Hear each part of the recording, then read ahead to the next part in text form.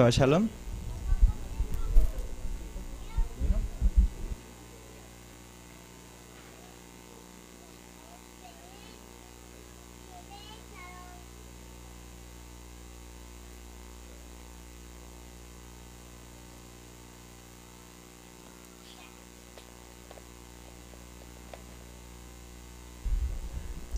Bienvenidos a todos.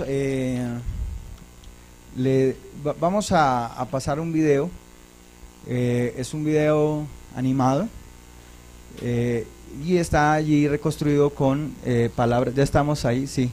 Es una iglesia, se llama Iglesia Amigos, y es un video que animaron ellos mostrando el tabernáculo de Moshe. Podemos apagar de pronto las luces aquí frontales para mejorar el contraste. No sé si de pronto la segunda fila también. ¿Sí? Y la prueba, vamos a hacer una prueba de sonido para ver. Y listo, puedes parar, Roche. Entonces, este video dura 13 minutos, vamos a verlo probablemente casi en su totalidad. Muestra paso a paso la construcción del tabernáculo. Nosotros a veces pasamos las líneas de estas parashot, sobre todo la de hoy, Vayaquel, la de Terumá, sin entender muy bien las instrucciones que el Señor dio a Moshe, a qué hacían referencia. En cierta manera lo que vamos a hacer en este momento es tener una visión de lo que es eso. Obviamente pueden haber algún error, alguna imprecisión, pero me parece que es una animación bastante guardada y ceñida a lo que el texto dice. Entonces vamos a ver esto con mucha atención y posterior vamos a hacer la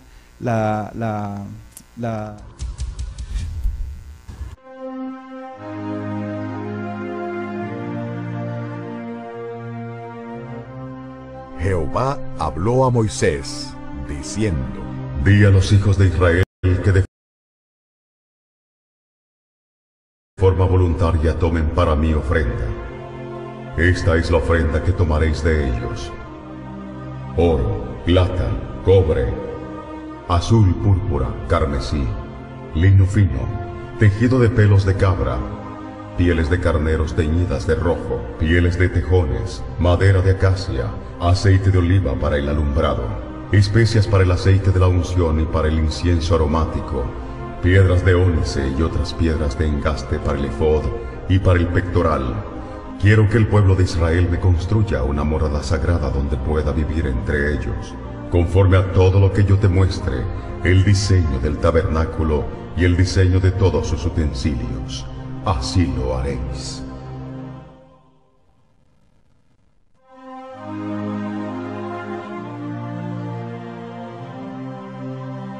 Y harás para el tabernáculo tablas de madera de acacia. La longitud de cada tabla será de 4 metros 45 centímetros de alto por 67 de ancho. 2 espigas tendrá cada tabla para unirlas una con la otra, conforme a todo lo que yo te muestre, así lo haréis. 20 tablas al lado sur del tabernáculo. Estas han de caber en 40 basas de plata debajo de cada tabla, 2 basas debajo de cada tabla. Al lado norte también habrá 20 tablas, con sus 40 basas de plata, 2 basas debajo de cada tabla. Y para el lado posterior del tabernáculo harás 6 tablas. Harás además 2 tablas para las esquinas del tabernáculo en los 2 ángulos posteriores, las cuales se unirán desde abajo, y asimismo se juntarán por su alto con un gozne, de suerte que serán 8 tablas, con sus basas de plata, 16 basas, 2 basas debajo de cada tabla. Harás también 5 barras de madera de acacia para las tablas de un lado del tabernáculo, y 5 barras para las tablas del otro lado del tabernáculo, y 5 barras para las tablas del lado posterior. Y la barra de en medio pasará por en medio de las tablas, de un extremo al otro. Y cubrirás de oro las tablas, y harás sus anillos de oro para meter por ellos las barras. También cubrirás de oro las barras. Y alzarás el tabernáculo conforme al modelo que te fue mostrado en el monte.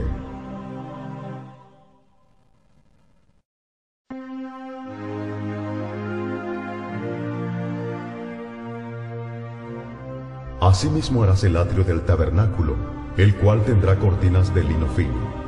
Al lado sur, las cortinas tendrán una longitud de 44 metros. Ellas serán sostenidas por 20 columnas y 20 basas de bronce. Los capiteles de las columnas y sus molduras serán de plata. De la misma manera, al lado norte, habrá a lo largo cortinas de 44 metros, con sus 20 columnas y sus 20 basas de bronce. Los capiteles de sus columnas y sus molduras serán de plata. El ancho del atrio, del lado oeste, tendrá cortinas de 22 metros de largo, sostenidas por 10 columnas con sus 10 basas. En el ancho del atrio por el lado oeste, habrá también 22 metros de longitud. La entrada del atrio se ubicará en el lado oeste y tendrá 2 cortinas. La cortina al lado derecho de la entrada tendrá 6 metros 60 de largo, sostenida por 3 columnas y sus 3 basas. La cortina en el lado izquierdo también tendrá 6 metros y 60 centímetros de largo, sostenida por 3 columnas y sus 3 basas. Para la puerta del atrio habrá una cortina de 8 metros 80 de largo. Hazla de lino fino y decórala con hermosos bordajes hechos con hilos color azul, púrpura y carmesí. Será sostenida por 4 columnas y sus 4 basas. Todas las columnas alrededor del atrio estarán unidas por capiteles y corchetes de plata.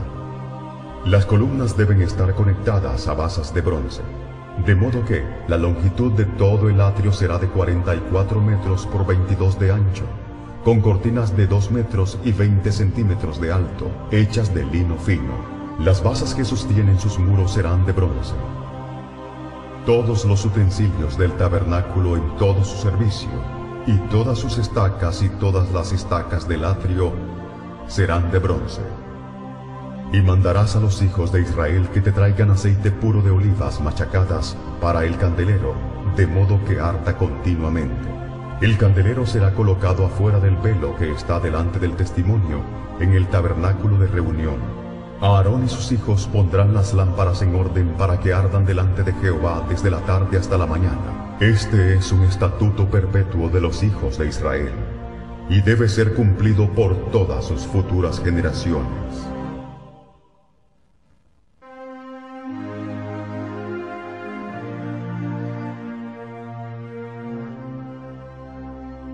Harás también un altar de madera de acacia de 2 metros y 20 de largo por 2 y 20 de ancho y 1 y 30 de alto.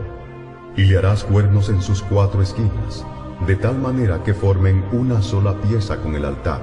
Cubrirás el altar de bronce, sus calderos para recoger la ceniza, sus paletas, sus tazones, sus garfios y sus braseros serán todos de bronce. Le harás un enrejado de bronce y harás un anillo de bronce para cada una de sus 4 esquinas. Pon la rejilla dentro del cerco del altar abajo, hasta que llegue a la mitad del altar. Harás también varas de acacia para el altar, las cuales cubrirás de bronce. Y las varas se meterán por los anillos y estarán a ambos lados del altar cuando sea llevado. El altar lo harás hueco, de tablas, de la manera que te fue mostrado en el monte.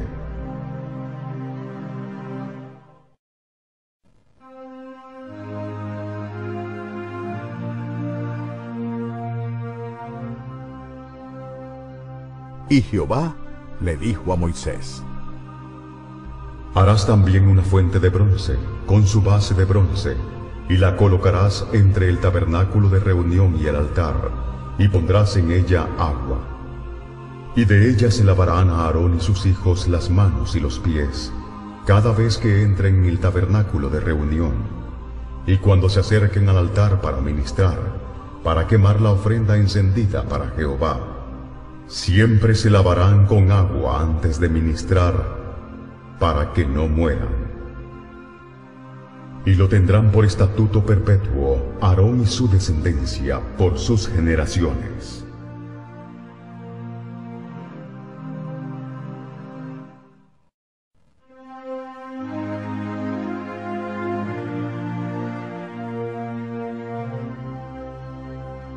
Harás una mesa de madera de acacia, de 88 centímetros de largo, por 44 de ancho y 66 de alto. Cúbrela de oro puro, y le harás una cornisa de oro alrededor. Le harás también una moldura alrededor, de 8 centímetros de anchura, y harás a la moldura una cornisa de oro alrededor. Y le harás 4 anillos de oro, y los pondrás en las 4 esquinas de las patas. Estos anillos servirán de soporte de las varas que llevan la mesa. Harás las varas de madera de acacia, y las cubrirás de oro. Harás también de oro fino sus platos, sus cucharas, sus cubiertas y sus tazones con que se libará. Y pondrás sobre la mesa el pan de la proposición delante de mí continuamente.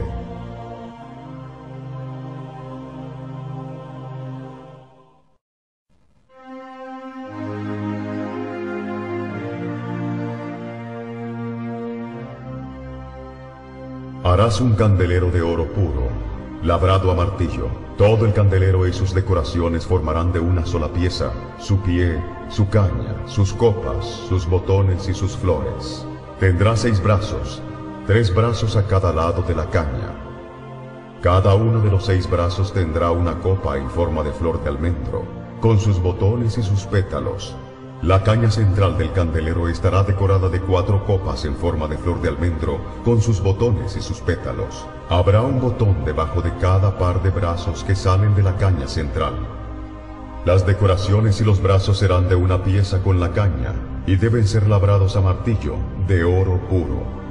Luego harás para el candelero 7 lamparillas, las cuales encenderás para que alumbren hacia adelante. Las despabiladeras y los platillos deben también ser hechos de oro puro. Necesitarás 34 kilos de oro fino para hacer el candelero y todos los utensilios. Cerciórate que hagas todo conforme al modelo que te he mostrado aquí en el monte.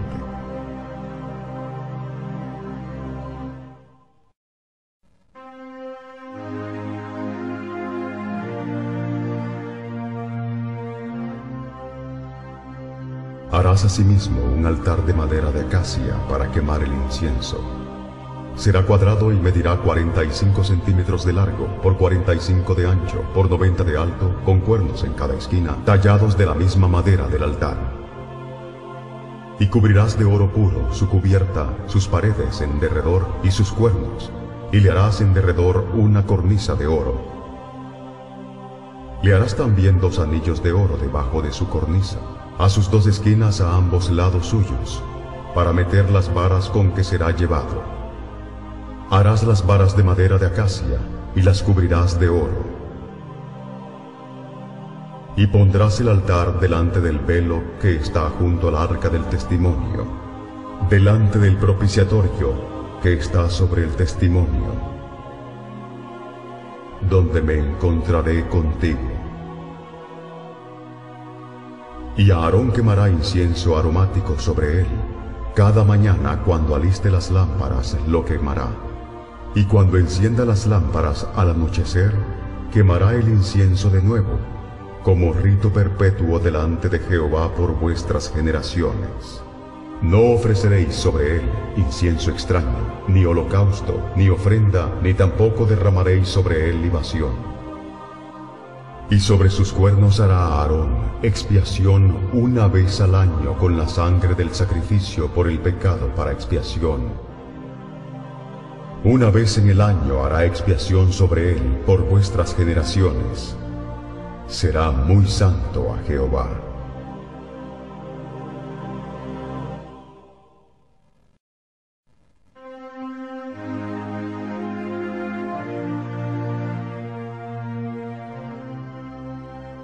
Haz también un arca de madera de acacia, de 1 metro y 10 centímetros de largo, por 66 centímetros de ancho, por 66 de alto. Y la cubrirás de oro puro por dentro y por fuera, y harás sobre ella una cornisa de oro alrededor. Fundirás 4 anillos de oro, que pondrás en sus 4 patas, 2 anillos en cada lado. Harás unas varas de madera de acacia, las cuales cubrirás de oro. Y meterás las varas por los anillos a los lados del arca, para llevar el arca con ellas. Estas varas nunca deberán quitarse de los anillos, deben dejarse allí permanentemente. Cuando se termine el arca, pondrás dentro de ella las tablas de piedra inscritas con las cláusulas del testimonio que te daré. Y harás un propiciatorio de oro fino. Su longitud será de 1 metro y 10 centímetros de largo por 66 de ancho. Harás también 2 querubines de oro, labrados a martillo, y los colocarás en los 2 extremos del propiciatorio. Colocarás a un querubín en cada extremo del propiciatorio, de una pieza con él. Y los querubines tendrán sus rostros el uno enfrente del otro, mirando al propiciatorio con sus alas extendidas por encima de él. Coloca dentro del arca las tablas de piedra inscritas con las cláusulas del testimonio que te daré. Luego coloca el propiciatorio encima del arca. Y de allí me declararé a ti, y hablaré contigo de sobre el propiciatorio, de entre los dos querubines de oro que están sobre el arca del testimonio. Desde allí te diré mis mandamientos para los hijos de Israel.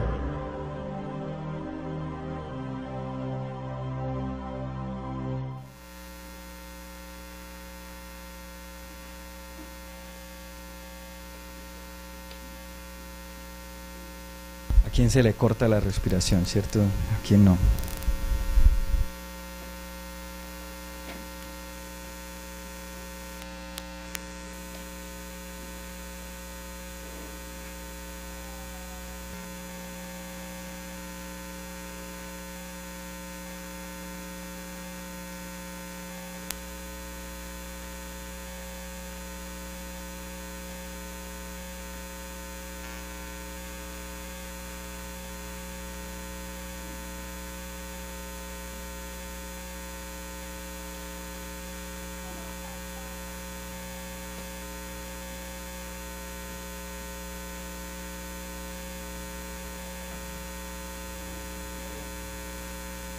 Invito a que me acompañen en una oración.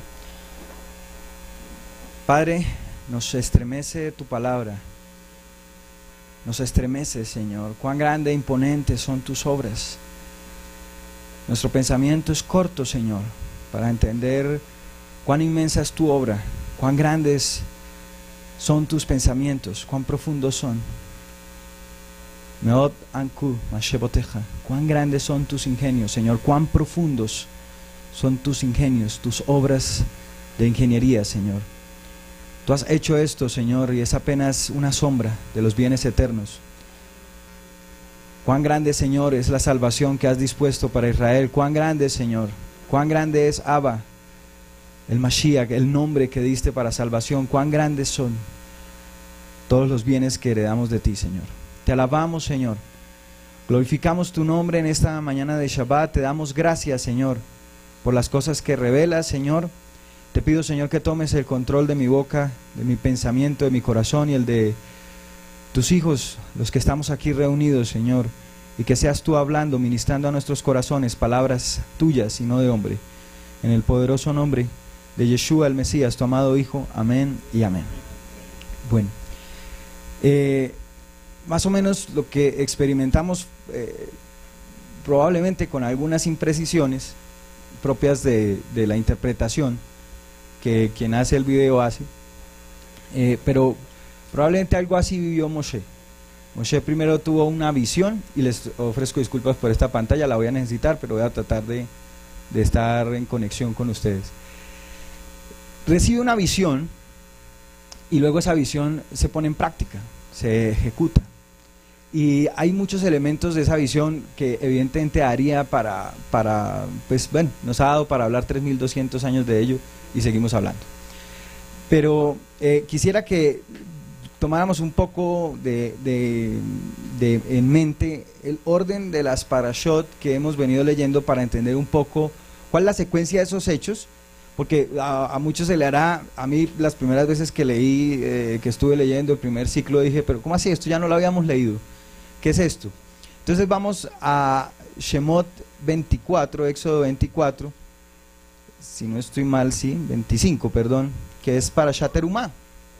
La leíamos unos Shabbat atrás, y allí el Señor habla a Moshe diciendo, entonces allí empieza el Señor entregando a Moshe una visión en Parashat Terumá de lo que tiene que hacer, ¿sí? Y entonces hagamos un poco de conciencia de cuál es el orden en el que el Señor ofrece esto. Todo esto sucede después de la revelación en el monte Sinaí, después de Parashat Shoftim, donde están todas las leyes civiles. Moshe y los ancianos de Israel suben al monte Sinai, reciben la visión del Señor sentado en su trono, y luego viene Parashat Terumá. El Señor le ordena a Moshe que recabe una ofrenda de los hijos de Israel. Luego, después de la ofrenda, ¿qué es lo primero que describe? ¿Para qué es la ofrenda? Yo creo que todos nos conmovimos al ver el arca, ¿cierto? Y no tanto al ver el arca, porque sería un motivo de idolatría, sino al entender el propósito del arca y sobre todo entenderlo en las palabras que están en la Torá, por supuesto puestas en nuestro idioma. El propósito del Señor no es otro que entrar en contacto, en comunión, en intimidad con su pueblo. Y entonces diseña esta ingeniosa obra. De hecho, el Salmo 92 que cantamos dice, Meot amkud machsheboteja, dice, cuán profundos machsheboteja, machashebet es obra de ingenio. De hecho, de ahí viene la palabra ingeniería, ¿sí? Entonces dice, cuán profundos son tus ingenios, tus obras de ingeniería. El tabernáculo es una obra de ingeniería, es una máquina de expiaciones, ¿sí? Es un instrumento que el Señor usa para causar la expiación de su pueblo, porque si no hay esa expiación, nosotros no nos podemos acercar a Él. Y por supuesto que esto es apenas una sombra de la verdadera expiación, y sobra decir su nombre, ¿cierto? No, nunca sobra, de Yeshua, nuestro amado Mesías. Y entonces es apenas una sombra de esos bienes, y nos estremece ver esa sombra. Entonces, y el propósito de esa expiación y de ese complejo sistema, del que Pablo a veces parafrasea diciendo, son apenas cosas pasajeras, ¿cierto? Porque la revelación de Pablo fue aún superior, vio las cosas y los bienes superiores. Moshe le encargan hacer una copia de esos bienes, y aún así es maravilloso. Y entonces, ¿cuál es el objetivo último de ello? La visión es ¿para qué? Para que el Señor se pueda reunir con Moshe, para darle a conocer sus mandamientos al pueblo de Israel. Entonces, fíjense que cuando uno tiene una visión, lo interesante es que, y en eso, primero está el núcleo de la visión, ¿cierto? Luego el tema es cómo desarrollar esa visión. Pero cuando tenemos esa visión, probablemente vamos a la esencia, al corazón de ese llamado. Y entonces después, ¿cuál es la esencia de ese llamado? La esencia de ese llamado es que de las ofrendas voluntarias del pueblo de Israel, se va a construir un lugar que es el arca del testimonio, un lugar donde la presencia del Señor se va a reposar para hablar con Moshe. Es decir, la esencia está allí, y fíjense que el orden es intencional, una ofrenda, de inmediato el arca. ¿Y qué viene después? Pues vienen los elementos santos que rodean el arca. Entonces estamos en el núcleo de esa obra de ingeniería, permítanme esa expresión porque debe ser más que ello. Y luego empezamos a mirar qué hay alrededor, ¿sí? Incluso hasta ver cuál es la cobertura de esa máquina, ¿cierto? Y entonces, ¿qué viene después? Pues viene la mesa viene la exposición, el candelabro de oro.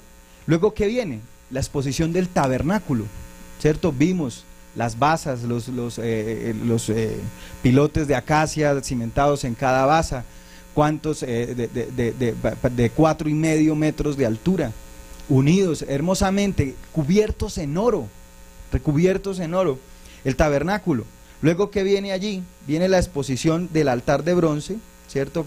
Capítulo 27, y al final se da el atrio del tabernáculo, el aceite para las lámparas, ya aquí empezamos para Shatet Sabé, capítulo 27, verso 20, ¿cierto? Entonces, y luego vienen las vestiduras de los sacerdotes.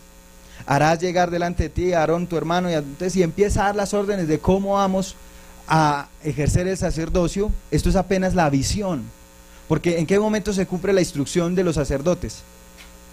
En dos parashot, en Vaikra, es cuando se ordena a Moshe, ¿cierto? De hecho, se consuma en Shmini, que es la siguiente porción. Aquí apenas estamos viendo en estas parashot, ¿cierto? En Vayaquel y en Pekudei, la consumación de la visión del tabernáculo. Pero vamos en un orden, si se fijan, reverso. Entonces, hagamos conciencia de cuál fue el orden de la visión. Entonces, luego siguen las vestiduras sacerdotales, seguimos aquí avanzando.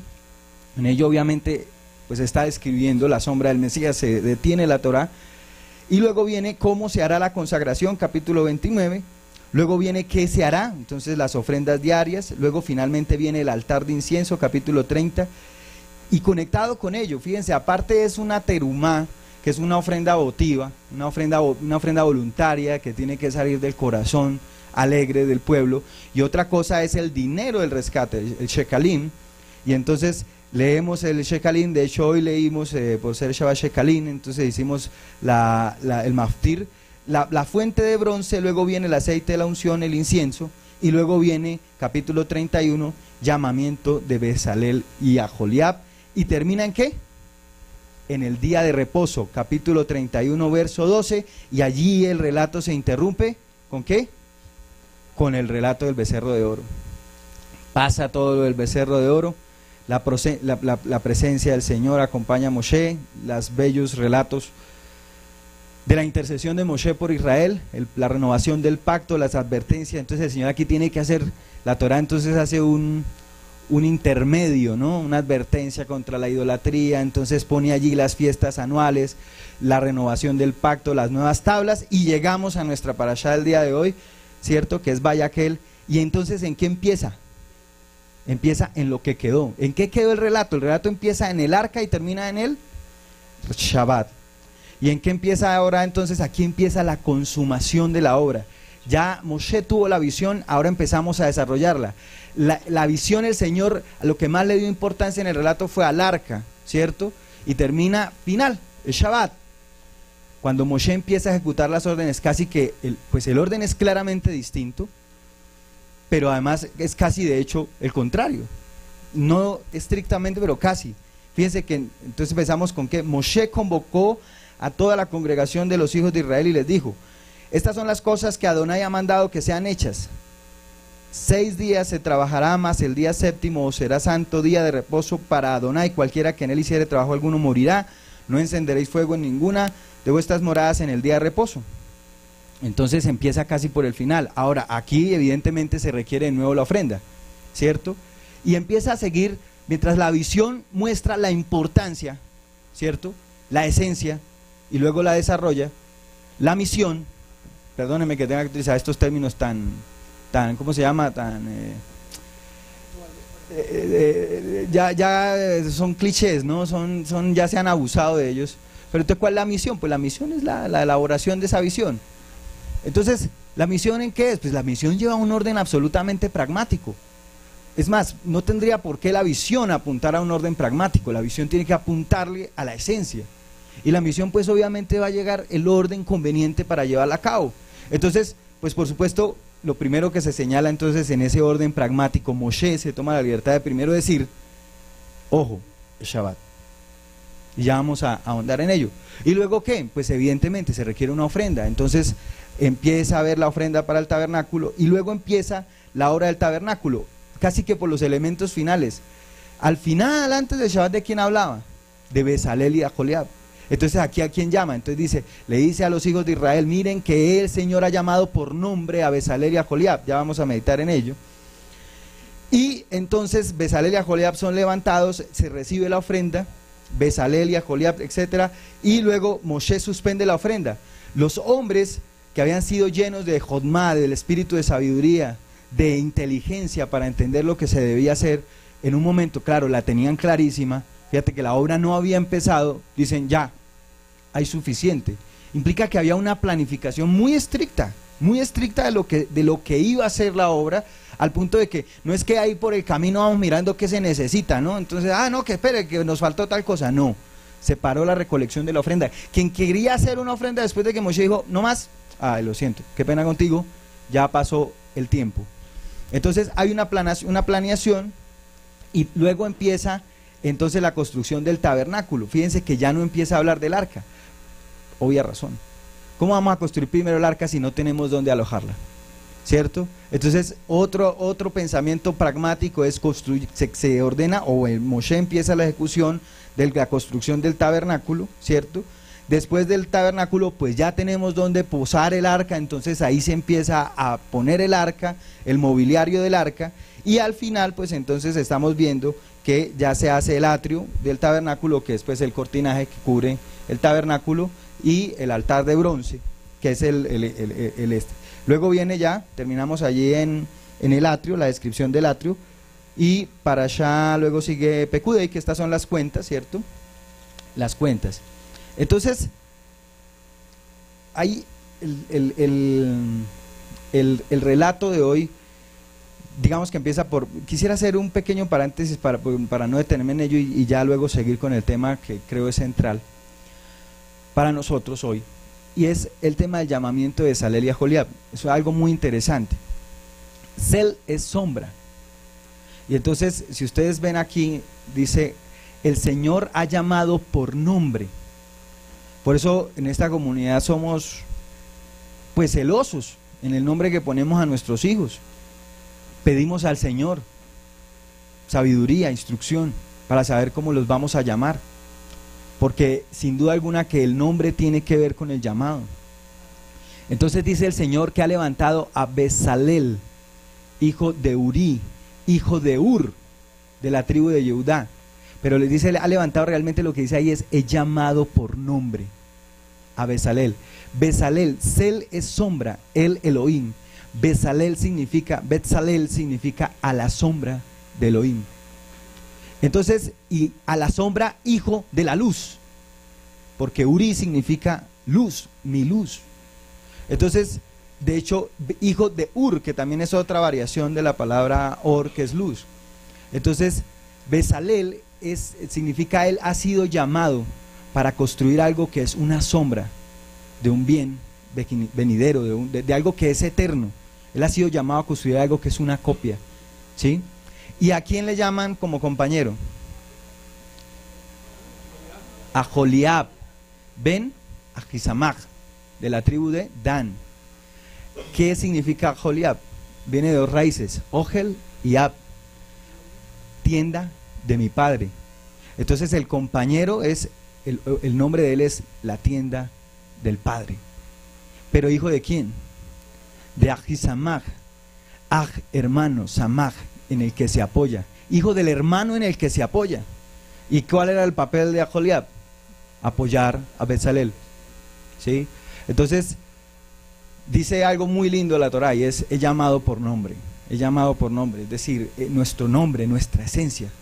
Así como el tabernáculo es una obra de ingeniería maravillosa en la historia de la humanidad, nosotros somos también una obra creada, somos una obra maravillosa, y el Señor vio nuestra esencia, el Señor nos vio en nuestra esencia, en nuestro propósito, y entonces hay que preguntar e inquirir por ello. Amén.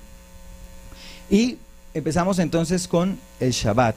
¿Dónde entonces estaba relatado el Shabbat? Estaba relatado la porción de Kitizá, capítulo 31, versículo 12. Si quiere vamos allí, la visión. Fíjense que después del Shabbat que viene, el relato del becerro de oro. Esto es muy interesante, porque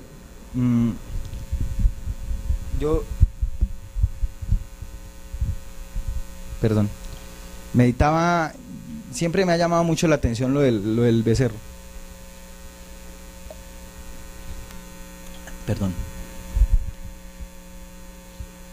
Porque digamos que el becerro de oro pues fue un acto de idolatría pues ramplón, ¿no? Y uno dice, ¿cómo se puede el pueblo equivocar en eso? Y obviamente el Señor lo pone a uno a pensar, y el Espíritu del Señor lo pone a uno a pensar en que eso no es tan ramplón como a simple vista parece. Y hay todo tipo de midrashim tratando de dar una explicación a que evidentemente eso no fue una cosa tan ramplona, como el hecho de que, qué sé yo, bueno, la conspiración, cómo Aarón ganó tiempo, cómo fue hasta un acto demoníaco, que esa cosa salió allí del oro, y entonces los demonios debieron haber visto algo para quedar cautivos de ello. Ahora, o pudo ser simplemente un acto de ramplonería, ¿sí? Vieron una figura y se le arrodillaron, ¿por qué? El problema es, entonces, uno puede decir, y siempre me inquietaba, de por qué de esta manera podemos fallar. Y uno dice, ¿será que nosotros hoy en día estamos libres de la idolatría? Y uno diría, pues la verdad, en lo que he podido meditar, no, y todo lo contrario, es peor hoy en día, es más sutil. Y realmente entonces, ¿dónde subyace la clave de la idolatría? El problema de la idolatría es un problema psicológico, netamente psicológico. Fíjense que, pues que alguien se arrodille delante de un monumento y le atribuya un poder, pues eso es un problema psicológico. Es decir, esa persona, su mente, su psique, le está atribuyendo un poder a algo que no lo tiene. O sea, tiene un problema mental. Tiene un problema mental. Pero, entonces veamos formas más sutiles hoy en día. La idolatría al dinero. El dinero, si tú no tienes el problema mental con el dinero, te das cuenta que el dinero es una ilusión. Es algo completamente ilusorio. Efímero, completamente. Y hay quien, bueno, y caemos en mayor o menor medida de atribuirle un poder excesivo al dinero. Y caemos en un culto al dinero. Le atribuimos un poder que no tiene. No lo tiene. De hecho, pregúntale al que está muriendo, a ver si el dinero tiene un poder para salvarle en ese momento. Ninguno, absolutamente ninguno. Ejemplo, y es un problema psicológico, cuando se idolatra entonces a la persona que se ama. Un problema psicológico tremendo, pero tremendo problema psicológico. Cuando se idolatra a un cantante, qué sé yo, hay un problema psicológico de base. Pero hoy en día estamos proclives a cualquier cosa, a idolatrar. Yo, por ejemplo, meditaba mucho en estos días, porque a raíz de que estamos en un plan nutricional, en un programa nutricional, yo decía, wow, esto se puede convertir el centro de toda la vida. Y entonces nosotros le atribuimos un poder entonces, a la alimentación, un poder, y en el momento en que la alimentación se vuelve el centro de tu vida y dejas de glorificar el nombre del que te alimenta, entonces pues en ese momento caemos en una idolatría. Y por supuesto que las personas que han sido llamadas a servir en ello, pues evidentemente tienen que desmarcarse de la idolatría que abunda en el mundo en cualquier lugar. Porque a ver, si trae beneficios a mí, pues lo haré. Si hay un beneficio para mi salud, pues lo hago. Pero ¿dónde está la psicología del asunto? ¿Dónde está la mente? ¿Dónde está la mente? No puede ello volverse el centro de, sino nosotros tenemos que rendir alabanza al que nos nutre, al que nos da la alimentación. Entonces, en la medida que nosotros guardemos el equilibrio de entender de dónde proviene todo y cuál es la fuente de todo, pues nosotros vamos a tener tranquilidad, vamos a tener una protección, pero la barrera es muy sutil. Y entonces, ¿qué vamos a decir? Entonces no nos alimentemos porque podemos caer en el culto. No, pues ni más faltaba, no, hay que hacerlo y hay que hacerlo bien. Y entre mejor lo hagamos, mejor para nosotros. Lo que no podemos caer es un culto hedonista, ¿cierto? O en un culto, por ejemplo, hoy entonces se hace un culto al bienestar, un culto al físico, al cuerpo, etcétera. No, los hijos de Dios no estamos llamados para eso. Entonces, así hay demasiadas cosas. Bueno, el trabajo, empecemos por el trabajo. Entonces el hombre se vanagloria de su trabajo. Yo soy muy bendecido, tengo mi empresa, no sé qué, sutil, pero ahí está. Te vanaglorias de tu empresa, es tu empresa la que te provee, no es el Señor, no glorificas el nombre de Dios por causa de la empresa, por causa de la provisión que recibes por la empresa. El problema es psicológico, el problema es netamente psicológico y de la bondad del corazón, A mí, de hecho, algo me ha pasado, con la nutrición. He aprendido a valorar la alimentación, pero entonces la línea es demasiado delgada, pero me ha pasado cosas muy lindas, porque cuando uno simplemente vivía por ahí comiendo cualquier cantidad de basura, como esos animales de los ríos y que no son kosher, y que uno pues dice, trata uno de comer kosher, pero la verdad uno se la pasa comiendo cosas que no son. Entonces, pues ya cuando uno empieza a preocuparse, bueno, claro, puede pasar esa línea de te vuelve un culto esto, o no, dices no, hasta aquí llego. Pero luego, claro, tú llegas y empiezas a vivir un proceso de sanidad interior al respecto y de bendecir lo que comes, de reconocer que necesitas la ayuda de Él para nutrirte. Es más, empiezas a reflexionar en lo que consumes, y no solo en lo que consumes respecto para tu cuerpo, en lo que consumes para tu alma. Y entonces ese celo se vuelve un celo sano, un celo santo, que no nos lleva por un camino de perdición, pero la línea es delgada. Y para que ustedes vean lo delgada que es la línea, entonces aquí está un ejemplo de lo que es la delgada línea en la idolatría, y es el Shabbat. Entonces, espérame, me toca colgar aquí porque si no, por alguna razón, siempre que uno está sirviendo, entonces empiezan a llamar. El Shabbat, fíjense que aquí hay una conexión entre el día de reposo y el becerro de oro. Lo interesante de esto es, sí, ¿podemos caer en una idolatría al Shabbat? Sí.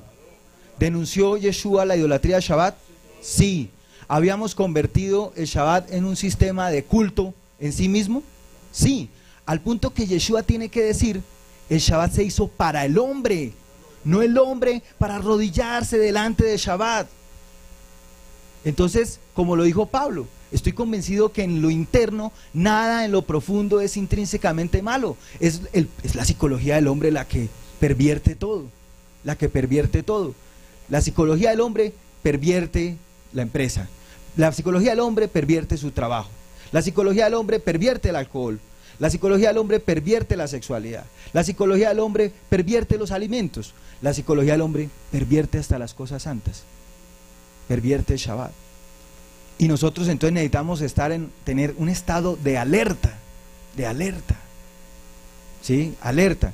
Quienes vivimos una experiencia dura en lo espiritual, de idolatría y eso, pues el Señor nos ha dotado de una alerta al respecto. Entonces uno y se siente, pero la Keilah está llena de dones y el discernimiento de espíritu lo tenemos y debemos ejercerlo. Amén. Pero entonces yo dije, bueno, allí hay una conexión y quisiera pues ahondar en ella, pero también entonces nosotros podemos desviarnos, entonces no nos desviemos a la derecha, pero entonces nos podemos desviar a la izquierda, ¿cierto? Entonces desviarnos a la izquierda sería el trabajo es idolatría. El trabajo el Dios lo hizo el Señor como castigo para el mulo, entonces la locha, ¿sí? La unción del batey, ¿sí? El negrito del batey, ¿sí? Entonces nos volvemos unos vagos, ¿sí? Entonces, entonces, no, el culto al cuerpo, ¿qué es eso? No, antes comamos cualquier cantidad de porquerías y, no tanto misterio, ¿no? La Coca-Cola no hace daño, qué sé yo. Vamos para el otro lado. Ahora el Shabbat, no, pero esa es religiosidad, ¿para qué lo vas a guardar? ¿Qué tiene que ver? Venda en Shabbat, vaya y haga su negocio en Shabbat, ¿qué importa? Imagínense, díganme si no es un problema psicológico muy complejo. Claro, la línea es extremadamente delgada, pero no porque sea delgada sea difícil de transitar. El Señor nos da muchas promesas y muchas herramientas para que podamos caminar eso con libertad. Ahora, vamos a meditar entonces en esa raíz. Dice Shemot 31, capítulo 16. Dice, Beshamru bene Israel et hashabat, la azot et hashabat, le dorotan, brit olam. Dice, Beshamru, de ahí viene la palabra shomer. Beshamru es y guardarán. Shomer es, por eso uno dice, Ani shomer Shabbat, entonces yo soy un guardián del Shabbat. Y entonces tú puedes guardar, entonces, de hecho, pues como esta es una señal, dice el Señor allí, es una señal entre el Señor y los hijos de Israel. ¿En qué se convirtió el Shabbat? En una señal del pacto, pero poderosísima, en una señal de la identidad nacional del pueblo de Israel, que es tremenda y majestuosa, ¿sí? Adriano en la tercera revuelta de los judíos prohíbe el Shabbat porque estaba mamado de eso. Estaba mamado de que le dijeran, que no sé qué más que el Shabbat, que no sé qué. Y eso que los romanos, pues bien paganos que eran bastante tolerantes. Entonces, en el segundo templo debían ser bastante religiosos, bastante cachurecos. Claro que es que también se daban el lujo los romanos de querer levantar un templo en honor a Júpiter al lado del lugar santísimo. No, pues obviamente, la tensión, obviamente entre luz y tinieblas, eso iba a haber una cosa loca. Pero evidentemente el Shabbat ha sido y se convirtió en una señal para el pueblo de Israel y en una herencia para las naciones, porque hoy en día nadie concibe la vida si no hay una parada, si no hay un tiempo de descanso. Ahora que lo volvieron el domingo, ¿sí? Pero o los otros días festivos en honor a no sé qué y a no sé quién, en fin. Pero una esencia de la posmodernidad es el descanso. De hecho, es la consecuencia histórica de esa herencia que trae la cultura judeocristiana para Occidente, que es el descanso, y ese es el Shabbat, ¿sí? Entonces Shabbat es muy importante, pero piensen ustedes hace 2000 años, ¿cuál Shabbat? Si era una sociedad de esclavos. ¿Y cómo así que un pueblo entero que va a parar en Shabbat? ¿Qué es eso? Que un día de reposo, que un día de descanso, y estos quienes se creen, si son esclavos del Imperio Romano, tienen que tributar al César, cuáles tales, para cuáles, y eso se convirtió en un motivo de persecución para los judíos, y lo fue entre los romanos, lo había sido entre los egipcios, y no solamente digo en la época del egipcio faraónico, sino después, porque ustedes recordarán que los egipcios, el Señor dijo no vuelvan a Egipto, pero los judíos siguieron volviendo a Egipto y comerciaban con Egipto. De hecho, Elefantina, que era una isla allá en medio del Nilo, eso estaba llena de judíos. En fin, bueno, y en Egipto, de hecho, y en el Egipto grecorromano, que es donde surge el antisemitismo moderno. De hecho, una de las cosas que más propició el antisemitismo fue el Shabbat. ¿Y quiénes creen estos para parar? ¿Y quiénes se creen? Entonces, el Shabbat se volvió una señal de la identidad nacional de Israel, muy poderosa, que les causó muchos problemas y mucha persecución. Pero uno diría, ¿y por qué? ¿Será que lo vivían de una manera tranquila? Y entonces la razón es esta, Beshamru. Entonces shamar significa también poner un vallado de protección, una cerca alrededor de, para proteger. Entonces la instrucción literal es, y pondrás una cerca alrededor de esta señal que será una señal eterna entre los hijos de Israel y yo. ¿Una? No, pusieron cientos de cercas alrededor del mandamiento. Cercas que se volvieron más pesadas y que el mismo mandamiento y que profanan, de hecho, con todo respeto, profanan el sentido mismo del mandamiento. Y ya lo vamos a ver al final. Beshamru. Y ahí empieza el tema. Y el versículo 17 dice, Beini, entre mí, Ubein y ellos, Beini, Ubein, Bene Israel, Oti, Leolam, una señal eterna entre ellos. Kisheshet Yamin, porque en 6 días, Asa, Hashem, et Hashamayim, beet Haaretz, en 6 días hizo el Señor los cielos y la tierra. Bayon Hashbi, mas en el día 7º, Shabbat Bainafash. Cesó y respiró, sería la traducción literal. Shabbat, ¿qué significa? Significa literalmente parar. Parar. Entonces, el Señor nos dice primero que guardemos, o sea que sí hay que poner un cerco. No es simplemente, no hay una actitud liberal, ¿no? Despreocupada, no. Ya el Señor pone, hay un cuidado, hay que poner un cerco. Shamar. Ahora, ¿cuántos cercos? Ese es el problema psicológico al que me refería. Pero hay que poner un cerco. ¿Para qué? Para guardar una señal que es eterna de los hijos de Israel para con su Dios, por siempre. ¿Por qué? Porque en 6 días el Señor hizo los cielos y la tierra, o sea, porque Él lo hizo así, y nosotros debemos imitarle, y en el 7º día paró. ¿Quién te crees tú para no parar? Sería como la otra deducción. Entonces, realmente, uno de los primeros cercos que uno tiene que ponerle al Shabbat es el cerco de parar las cosas. Y en esto nos metemos cuentos. Muchos. Hay que parar. De eso se deduce, empezando, la necesidad de poner una señal al inicio del Shabbat, porque entonces hay que distinguirlo de los demás días de la semana. Entonces, pues hay que hacer algo. Ahora, la tradición nos ha enseñado un ritual. Ahora, porque si no lo hicieras, ¿cómo lo vas a santificar? Es pragmatismo, eso es una cuestión pragmática, es la psicología judía evolucionando a lo largo de 3000 años, proceso de civilización. Si lo quieres inventar de otra manera, pues bueno, te tocaría pensar mucho, ¿no? 3000 años de pensamiento de toda una cultura y de todo un pueblo de sabios, un pueblo, gracias pastor, un pueblo de sabios, para que de pronto tú digas, no, vamos a improvisar, vamos a ver cómo es la cosa. No, de seguro algún consejo bueno tienen que darte, y entonces podemos nosotros observar cómo lo hacen. Paramos. Ejemplo, entonces, de que no paramos. Estabas haciendo una labor intelectual, estabas escribiendo un escrito, perdón la redundancia, estabas haciendo un escrito y no paraste, porque uno podría decir, bueno, y luego viene que qué es lo que tiene que parar. Resulta que ya ahorita vamos a ver, o bueno, no de una vez, porque es que miren lo que es la halajá. La halajá dice, la Mishnah dice que hay 39 cosas que han sido establecidas como prohibidas, porque luego aquí en el versículo 35, voy a leer aquí literalmente, versículo 35:1,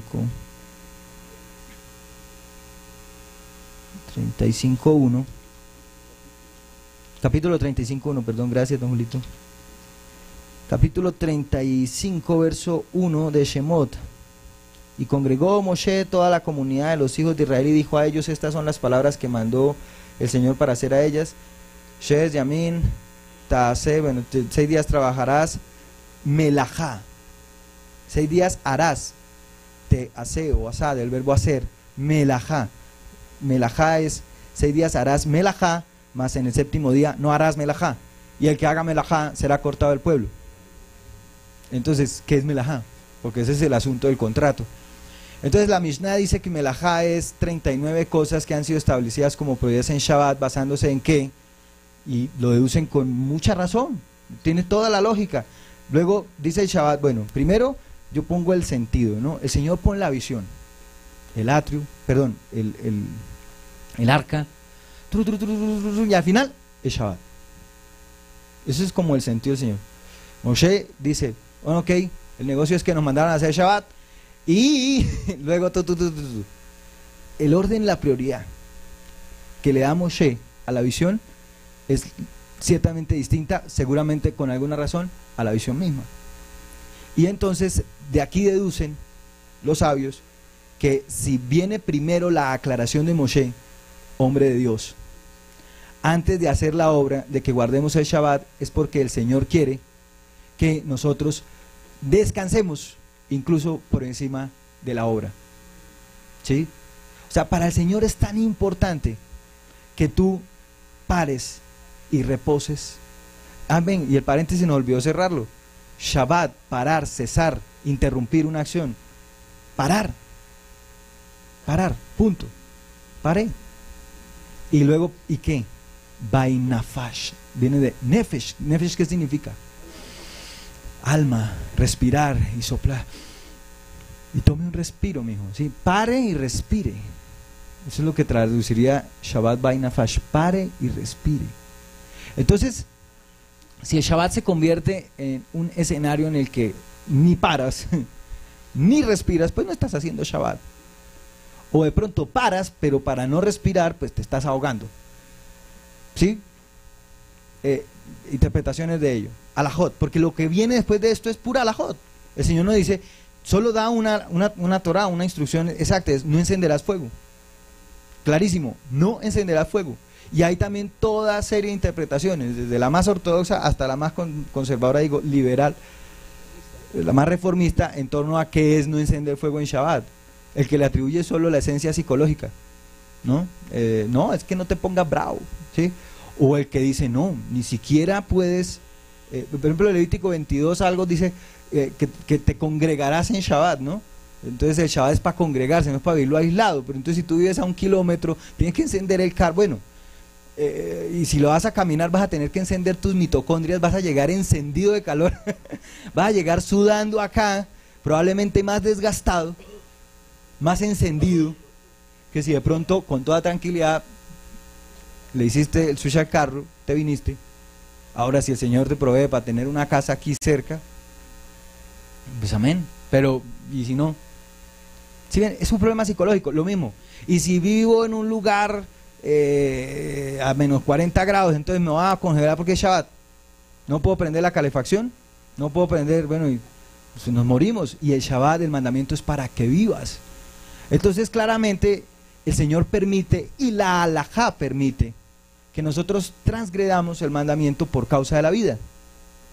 ¿Sí? Y uno diría, habría que darle un sentido bastante pragmático entonces a ello.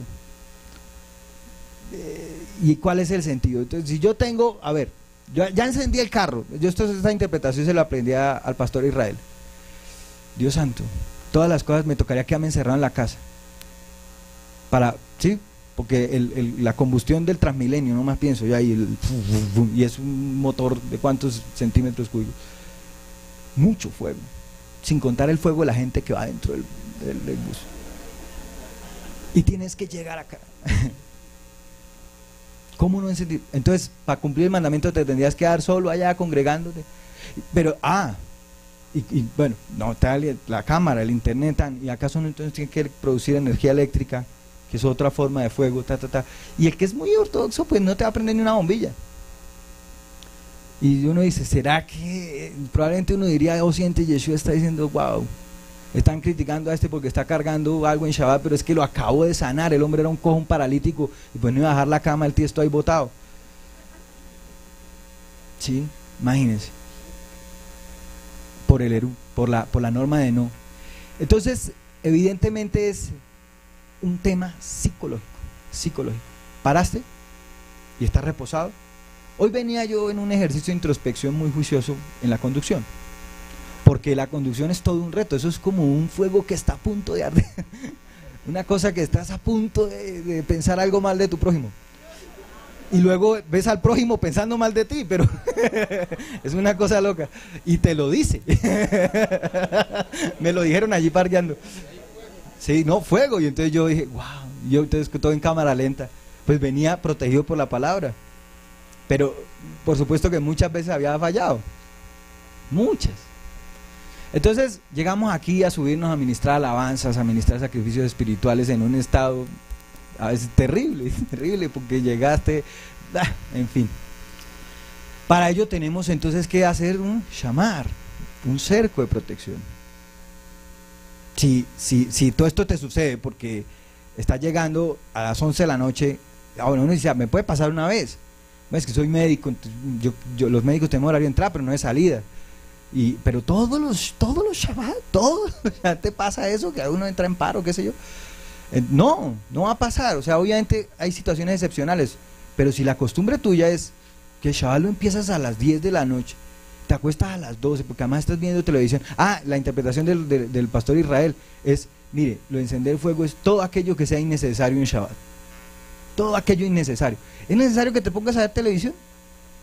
Bueno, puede serlo, pero casi nunca. ¿No sería mejor que te pusieras a leer la Torah?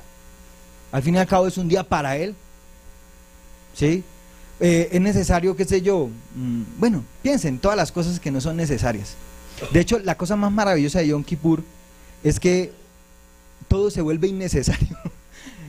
Y entonces, no, se te acabaron las excusas, porque como todo gira en torno a la comida, entonces como ese día no comes, entonces ya no tienes que ni ir, ni venir, ni no sé qué, ni no sé qué más.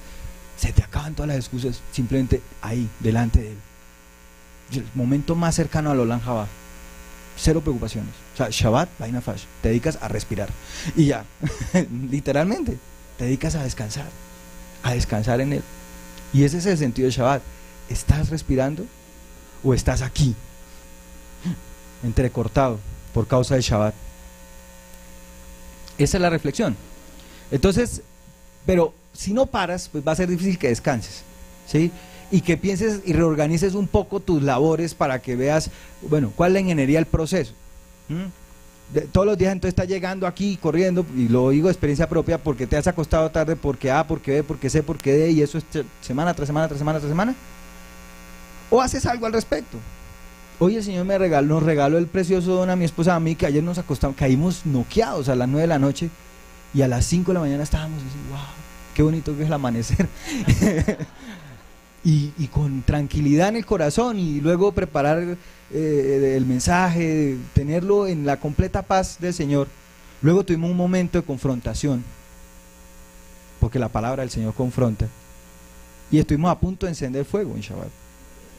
Pero entonces luego nos dimos cuenta, oramos, le pedimos perdón al Señor, replanteamos algo que había que replantear, y ya. Miren que el Señor de seguro no está viendo qué tan religioso eres, qué tan shomer eres de Shabbat. El Señor está viendo si paraste y qué tan reposado estás. Este hombre está deleitándose en el Shabbat. Esta persona está respirando hondo, tranquilo, profundo. Esta persona entró en mi descanso, y de seguro que él no se va a irritar, de seguro que se pone triste con el que no, porque dirá, wow, de lo que se está privando, de entrar en mi reposo. Pero hay, claro, los que desobedecieron y dicen, y jamás entrarán en mi reposo. El Señor no nos cuente entre tales, que su misericordia nunca nos tenga para ello.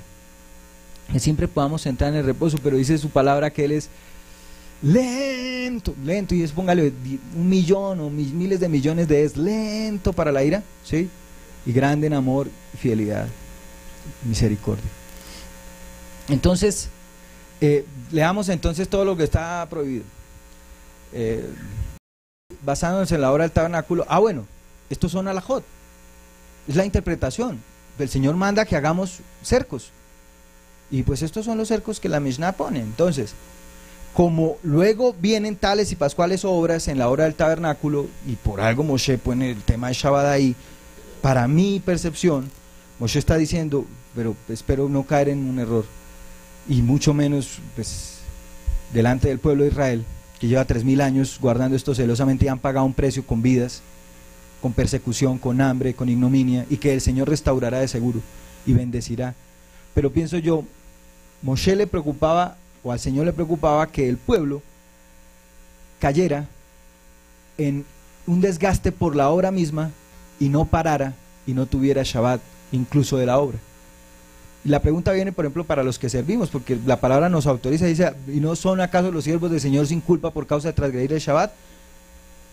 Lo somos, pero aún así tenemos que guardarnos. Yo, con Sergito y con el Ministerio de Alabanza, hemos procurado, porque veníamos entonces que ensayando en Shabbat. A veces nos toca porque que las fiestas, que lo uno, no hubo tiempo de ensayo, en un ritmo loco, y hay que presentar una ofrenda agradable al Señor. Pero si no es agradable ni al oído humano, pues imagínense cómo al Señor. Entonces pues toca obviamente esforzarnos y perfeccionar lo posible. Entonces a veces terminamos haciendo un ensayo en Shabbat, bueno, no nos carga, pero en lo posible estamos evitando hacerlo, porque el Señor dijo, 6 días ensayarás, más el séptimo día no ensayarás, y punto. Entonces, sí, o sea, es así de simple. El séptimo día ministrará la alabanza, o sea, no puede ser que nosotros estemos en lo que se debe hacer en los 6 días, haciéndolo en Shabbat. Y eso es un ejemplo de lo que es la obra, ¿sí? Lo mismo, ¿sí? Ahora, pues, a mí me tocó hoy pues, leer, estudiar la Torah, bueno, pero es que eso está permitido. Si no estuviera permitido estudiar Torah en Shabbat, entonces ¿qué nos haríamos? Nos iríamos a ver televisión, lo cual sí está seguramente prohibido, entonces, no. Entonces, pero a ese tipo de cosas, y claro, con el ruido que hacíamos, pues entonces le encendíamos el fuego al Moré. El Moré que está, y no de don Julio, Fabio, Dudu, Pastor, don Germán, Liz, Gabriel, bueno, todos, algunos más proclives al fuego, otros no tanto, y el ruido, y usted teniendo que ministrar a un grupo de Bat Mizbah, de Bar Mizbah, a un grupo de nuevos creyentes, a un grupo, y nosotros ahí, es complicadísimo. Si yo me quejo de que mi vecino me pone champeta, que entonces, muy complicado, muy complicado. Entonces, eso es una alajá, eso es una alajá del ministerio para poner un cerco de protección alrededor del mandamiento. Ahora, hay muchas. Entonces, fíjense, la melajá son las siguientes: sembrar. Bueno, sí, ¿para qué te voy a poner a sembrar en Shabbat? Pero bueno, ustedes ya no me van a poner a discutir verbo por verbo. Arar, segar, engavillar, majar, bieldar, limpiar, moler, cribar, amasar. No haréis obra de siervo, ¿no? Pero, bueno, había unas boronas en mi casa, entonces no voy a barrer. Bueno, ahí no está el verbo barrer. Bueno, moler, cribar, amasar, pero sí, porque yo iba a orar y a estudiar allí, entonces me molestan esas boronas. Los niños hacen boronas todo el tiempo. Entonces, pues sí, es decente que la casa esté limpia en Shabbat. No vamos a honrar al Señor teniendo nuestra casa limpia en Shabbat. Ahora, deberías haberlo hecho desde antes, no lo digo, es que se ensució durante el curso de Shabbat, entonces no vamos, eso queda ahí, lleno. No, la cama, sí, bueno, no alcanzamos y nos tocó correr, pero se procura, no, se procura, Julio. Y no, pero sí, venir aseaditos y todo. Cerrito manda un mensaje que es bien bonito, Cerrito siempre nos manda el mensaje, bien bonitos. Bien bonito implica así, te pone la mejor ropa para el Shabbat, pero entonces luego también aclara, ¿no? Y que su vestido no sea sino la humildad. Entonces, y siempre Sergito es muy constante en darnos ese mensaje, cómo se van a venir vestidos a Shabbat, y siempre nos recuerda que no se está refiriendo a si venimos de corbata. Entonces, ¿sí? A eso se refiere. Ahora, bueno, sigamos. Bieldar, limpiar, moler, cribar, amasar, coser, esquilar, lavar la lana, mullirla, teñirla, hilar, tejer, hacer 2 cordoncillos, tejer 2 hilos, separar, se me perdió aquí, separar 2 hilos, hacer nudos, soltarlos, hacer 2 costuras, desgarrar algo con objeto de hacer 2 costuras, cazar un ciervo, matarlo, despejarlo, ensalzarlo, curar la piel, pulirla, cortarla, escribir 2 letras, borrar con el fin de escribir las 2 letras, edificar, demoler, apagar, encender, golpear con martillo, transportar de un ámbito a otro. En fin, hay muchas cosas. 39. Puedes respirar. Pero, sí, pero son que el pueblo ha puesto. El pueblo las ha puesto, entendamos, son cercos. Son cercos.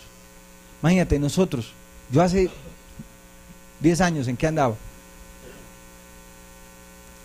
Un hombre que lleva 3000 años viviendo en esa cultura, probablemente no le represente a un shomer, un verdadero shomer Shabbat, que lo haga y que lo haga con amor y devoción y que haya hecho de su vida eso una ofrenda al Señor. ¿Cómo se le va a cuestionar por ello? El tema es que nosotros, neófitos recién llegados, ¿cierto?, vamos de un culto, una religión, una idolatría al Shabbat y a las normas. De hecho dice Colosenses 2:21, lo advierte la Brit Hadashah para que no nos pongamos entonces espesitos. Dice Colosenses 2:21, 22, 23, dice, no tomes en tus manos, no pruebes, no toques. ¿No estamos haciendo referencia a lo mismo? 2:21 dice ahí, lo tenemos. No tomes en tus manos, no pruebes, no toques. 22. Estos preceptos basados en reglas y enseñanzas humanas, o sea, en alajot, son alajot, se refieren a cosas que van a desaparecer con el uso. Pues claro, en el Olam Jabá estaremos en un Shabbat eterno. ¿Quién se va a preocupar en el Olam Jabá por si tocas, cortas? No, pues no. Estarás en un estado de Shabbat. No tendrás que preguntarte, ¿qué tengo que hacer para estar en Shabbat? No, estarás en Shabbat. Y entonces por eso dice allí Pablo, van a desaparecer con el uso, versículo 23. Tienen sin duda apariencia de sabiduría, con su afectada piedad, falsa humildad. No que todos los que lo hagan sean así.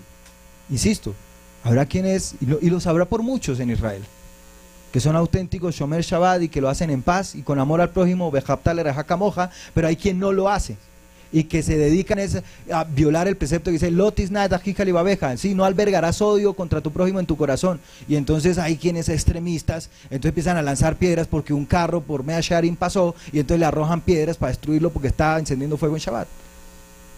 ¿Sí ven que es un problema psicológico complejo, pero son reglas humanas con su afectada piedad, falsa humildad y severo trato del cuerpo, pero de nada sirven frente a los apetitos de la naturaleza pecaminosa. El Yeser Hará hace gárgaras con la religiosidad, el Yeser Hará todos los días se lava la boca con eso y se perfuma. ¿Sí? No, el Yeser Hará no se puede enfrentar contra eso. Uno no puede enfrentar Yeser Hará con esas cosas, con la religiosidad. Debe enfrentarse en el poder del Ruach HaKodesh, en el poder del Espíritu de Dios. Entonces, sí, debemos... El mandamiento dice, hay que construir un cerco. ¿Cuáles? Pues el tema, siento yo, es bastante personal, pero no tan personal como que hagas de eso tu propia religión, ¿no? Debe haber alajot, debe haber cosas que nos ponen de acuerdo en la comunidad. Además el Shabbat es para vivirlo en comunidad. Entonces por supuesto que hay alajot, hay reglas, enseñanzas humanas que son puestas para tratar de poner unos límites y que no trasgramos, porque si no, entonces pongamos reggaetón a las 2 de la tarde, es Shabbat, para ponernos un poquito contentos. Bueno, hay quien no le gusta, pero tiene buen ritmo. Pero, ¿sí? No, ¿cierto? No lo haremos. No lo haremos. Hay un límite.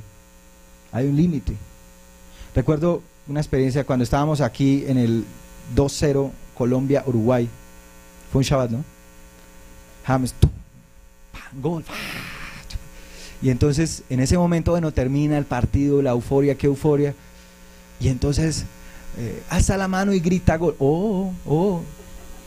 Y un siervo del Señor, bueno, Sergio, me dice, oh, no, estamos en Shabbat. Y ya, nos habíamos tomado, bueno, la autonomía, la libertad para ver el partido, nos alegró. Nos reforzó el amor patrio, nos dio cariño, bendijimos ese día al país y a todos los que lo componen. Ese día Colombia fue más Colombia, pero hasta el punto de que entonces vamos a armar aquí una rumba con no, hasta allá no. Hay límites, fíjense, hay límites, y el Ruach HaKodesh nos los hace entender y pone centinelas, ¿sí? Que nadie nos juzgue por la libertad en la que el Señor nos ha llamado a servirle, amén. Ahora, dice el libro de Isaías en el capítulo 58, verso 13, ¿de qué habla el contexto de Isaías 58, 13, Roche? Gracias. Isaías 58, 13. Y el contexto del que viene hablando allí es del ayuno. Wow, estoy muy pasado de tiempo, no me he dado cuenta. Vamos a concluir. Isaías está hablando allí de la religiosidad, está hablando de la falsa religiosidad, está hablando del ayuno, de qué es un verdadero ayuno, de que no es mudar la cara, etcétera. No, no es acaso el ayuno verdadero el que he llamado romper las coyundas del pobre y levantar al menesteroso en todas sus aflicciones, etcétera. Pero luego llega el punto de Shabbat. O sea, si en este capítulo, si en ese pasaje el profeta está hablando de la religiosidad y llega a Shabbat, no será porque de pronto, para los tiempos de Isaías, ya había algo de religiosidad en medio de la forma de la observancia de Shabbat. De seguro que sí. Y dice, si dejas de profanar, pero hace una alajá, hace la alajá.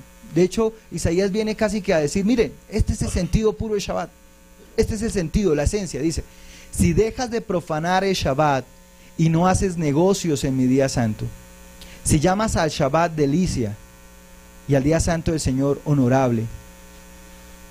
Eso es el Shabbat para nosotros. Entonces ayer reflexionamos con nuestros hijos. ¿El Shabbat es delicia? Sí, para mis hijos lo es. Seguro estamos, no sin fallas, pero estamos por una buena senda. Para mis hijos el Shabbat es una delicia. Creo que para la mayoría de nuestros hijos es una delicia. Creo que para todos, Dios permite que sí. Y esperan el Shabbat, ansían el Shabbat, anhelan el Shabbat. Mi hijo empieza a gritar cuando llega el Shabbat, empieza a gritar Shabbat, Shabbat, Shabbat, y empieza a saltar. Entonces, sí, es una delicia. Para nosotros lo es, para ustedes lo es, pues si no, no estarían acá. ¿Sí? Lo es, lo es. Ahora, ¿lo llamamos honorable? ¿Nos abstenemos de profanarlo? ¿Lo honramos no haciendo negocios? ¿Ni profiriendo palabras necias? De hecho, ese es el surgir de Bedibar Tabán. La preocupación del Moré, porque no hablemos palabras necias en Shabbat. Entonces dice, no, pues hablemos Torah. Y hay que hablar Torah. Si no está prohibido hablar necedad. ¿Ves? No lo hacían por los chistes, ¿no? Pero y no haciendo negocios. Entonces hallarás tu gozo en el Señor. Sobre las cumbres de la tierra te haré cabalgar y haré que te deleites en la herencia de tu padre Jacob. La boca misma del Señor lo ha dicho. Y ya, la verdad se nos acabó el tiempo, no me he dado cuenta. Vamos a hacer una pequeña concordancia. La esencia del mensaje es esa, mis amados. Shabbat, Bainafash. Parar y respirar. ¿Lo estamos haciendo o no? Nehemías 9. Nehemías, bueno, está hablando en varios pasajes de Nehemías 13:15. 13:15. Y hay que reflexionar en ello. Dice, durante aquellos días vi en Yehudá que en Shabbat algunos exprimían uvas y otros acarreaban a lomo de mula manojos de trigo, vino, uvas, higos y toda clase de cargas que llevaban a Jerusalén. Los reprendí entonces por vender sus víveres en ese día. Versículo 16. También los tirios que vivían en Jerusalén traían a la ciudad pescado y otras mercancías y las vendían a los judíos en Shabbat. Nehemías estaba profundamente celoso de que estábamos cargando mercancías en Shabbat. Mercancías. Entonces, así que censuré la actitud de los nobles de Judá. Eran los nobles los que estaban siendo llamados al orden por Nehemías. Y les digo, ustedes están pecando al profanar el Shabbat. Siguiente. Versículo 18. Lo mismo hicieron sus antepasados y por eso nuestro Elohim envió toda esta desgracia sobre nosotros y sobre esta ciudad. ¿Acaso quieren que aumente la ira de Elohim sobre Israel por profanar el Shabbat? Pues esto lo dice un hombre religioso, ¿cierto? Era un hombre religioso y estaba profundamente ofendido. Y además dice que el Señor probablemente se iba a ofender porque dice, ¿acaso quieren? No está diciendo, no se puso el profeta, ¿sí? Él no dijo, Dios está enojado, no. Dijo, ¿acaso quieren? Hace una pregunta, que aumente la ira del Señor sobre Israel y que Es el celo de Nehemías, es el celo de la forma como guarda el Shabbat y la forma como de pronto abiertamente se estaba violentando en esos días en Jerusalén. Y hace referencia a cargar algo, a cargar. Entonces pues uno dice, no, pues yo traía la maleta, el computador, la Torah, el coche, cargamos muchas cosas, pero ¿se va a volver eso una carga? ¿Cargar cosas? ¿La carga de cargar cosas? Sí, porque es que si no, entonces que nos quedamos en la casa, entonces nos dejamos de congregar, entonces y caemos en un círculo de falsa religiosidad. Yeshua mismo sancionó eso cuando le estaban censurando al paralítico que iba cargando la estera. la camilla. Pero, por supuesto que tiene algo que decirnos el texto. Dice Mateo 12:1, muy conocido también. Por aquel tiempo pasaba Yeshua por los sembrados en Shabbat. Sus discípulos tenían hambre. ¿En Shabbat da hambre? Y si da hambre, ¿será un día delicioso para comer? Sí, si no comemos y ayunamos, entonces no será un día delicioso porque estarás haciendo ayuno, excepto en Yom Kippur, en cual, además hay que decirlo, porque en Yom Kippur el alimento que nos llega es de una medida, de una dimensión tan grande y tan impresionante que sacias tanto tu alma, tu espíritu, que ni necesitas ir a comer. Pero pues de resto, de hecho está prohibido ayunar en Shabbat, porque no podemos nosotros caer en la situación de no honrar al Shabbat con un ayuno, porque es un día honorable, agradable, delicia, y pues ayunar pues significa luto, abstención, humillarnos, etcétera. Pues no se puede en Shabbat. Entonces dice, por aquel tiempo pasaba Yeshua por Shabbat en Shabbat, y sus discípulos tenían hambre. Así que comenzaron a arrancar algunas espigas de trigo y comérselas. Entonces como que está prohibido, está permitido comer y saciar el hambre en Shabbat. Pero están diciendo, está prohibido arrancar, estás cosechando. La halajá de la Mishnah. Y aquí vemos que el Señor refuta la Mishnah. Dice, ¿cuál? Y luego, ¿qué termina diciendo? ¿No entró David a la casa del Señor y cogió los panes de la proposición, santos, sin ser un Cohen? El Señor atacó la Mishnah. Esto es un ataque frontal a la Mishnah de parte del Señor Yeshua, para ver lo profundo, ese profundo aspecto psicológico de lo que es Shabbat y lo que es la frontera de guardar el Shabbat o no. Como un día se acercó un maestro de la ley a don Julio Rubio y le dijo, don Julio Rubio, ¿está permitido hacer negocios en Shabbat cobrando el almuerzo que ustedes le dan a la comunidad? Y don Julio Rubio le dijo, ¿qué negocio va a hacer cobrar un almuerzo a 3.500 pesos en esa época? O sea, ¿qué negocio va a hacer?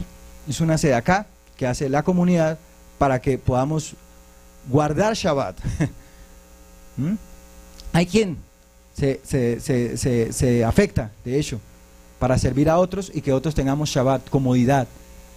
Paremos, no tengamos que cocinar, reposemos. Bueno, por supuesto el judaísmo lo vive de una manera distinta, entonces pues ese día son puras ensaladas. ¿Se podría hacer? Sí, se podría, ¿por qué no? Pero igual habría que disponer un trabajo y quién lo sirve, etcétera. ¿Sí? A eso hace referencia. Y no es un negocio, es una sedacá. O vas a ¿cómo está el almuerzo de a 6.000 pesos? ¿Dónde almuerzas en 6.000 pesos hoy en día en Bogotá? En ningún lado, solo acá, Joel. Menos un Shabbat. Y tengo que pasar rápido porque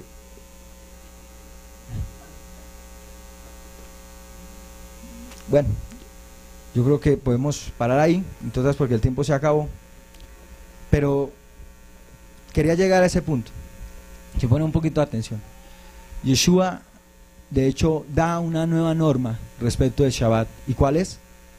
El Shabbat se hizo para el hombre y no el hombre, agreguemos, parafraseemos, para arrodillarse delante del Shabbat.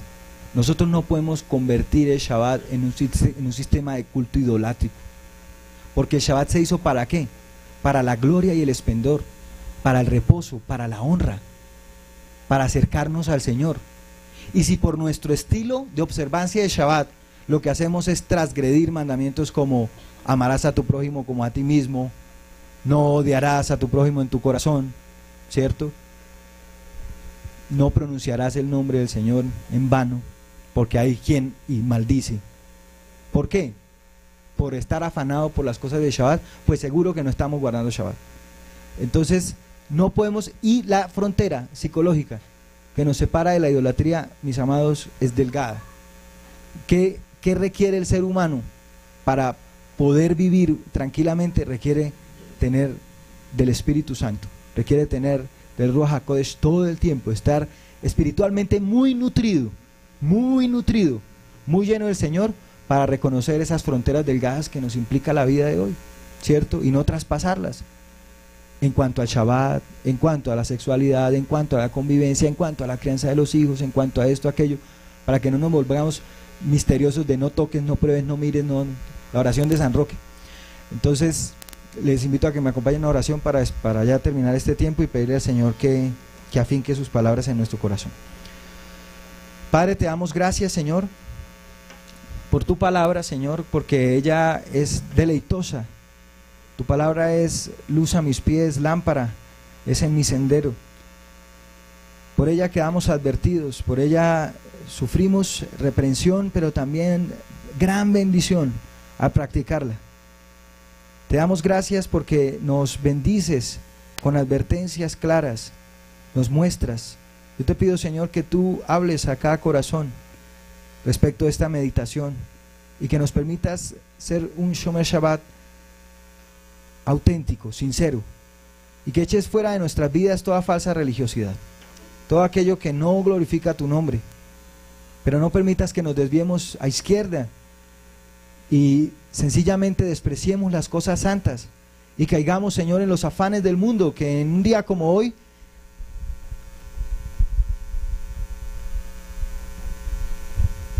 se va detrás de sí, de sus ambiciones, de sus quereres.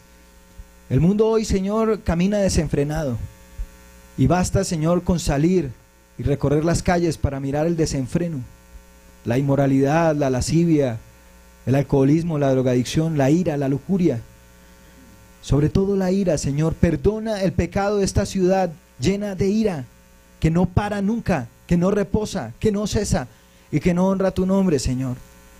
Te pedimos perdón porque nosotros también hemos transgredido el Shabbat, Señor, y hemos hecho aquello que no te agrada. Tú quieres, Señor, bendecirnos y que tengamos reposo, que tengamos un encuentro verdadero contigo. Guíanos, Señor, guíanos, llénanos de ti cada Shabbat, cada santa convocación. Venimos muchos desde lugares muy lejos, Señor, para ser alimentados y nutridos por tu palabra, por tu presencia, para ser renovados en nuestras fuerzas, que podamos vivirlo con una actitud sincera, con una actitud santa, una actitud limpia delante de ti, humilde. Que no permita, Señor, que en esta comunidad se albergue, se incube ningún espíritu de falsa religiosidad, ni que permitas tú, Señor, que otros vengan a juzgar la libertad que hemos recibido en el Mashiach Yeshua. Te clamamos, Señor, que podamos ser dignos de ti, Señor, dignos discípulos de ti, Yeshua. Tú eres el Señor del Shabbat y nos honras al permitirnos venir a ti para postrarnos, para rendir alabanza, para glorificar tu nombre, para exponer tus palabras, para exaltar tu majestad. Bendícenos, Señor, en cada Shabbat como lo has venido haciendo, y guarda nuestras generaciones, conforme dice tu palabra, Ledorotan, de generación en generación, que el Shabbat sea para nuestra descendencia una señal eterna, y que los dones que hemos recibido en Joel sean dando un fruto abundante de justicia, de amor, de fidelidad a tu llamado, a la palabra que has dado para esta Keilah. Te lo clamamos, Señor Yeshua, tú el Adón del Shabbat, el maravilloso Señor de la vida del Shabbat. A ti te servimos, Señor, y te honramos, y te agradamos, te damos gloria a ti, Señor, por causa de la libertad que nos has dado, Señor. Bendito sea tu nombre, Señor Yeshua. Bendícenos, Señor. Amén y amén.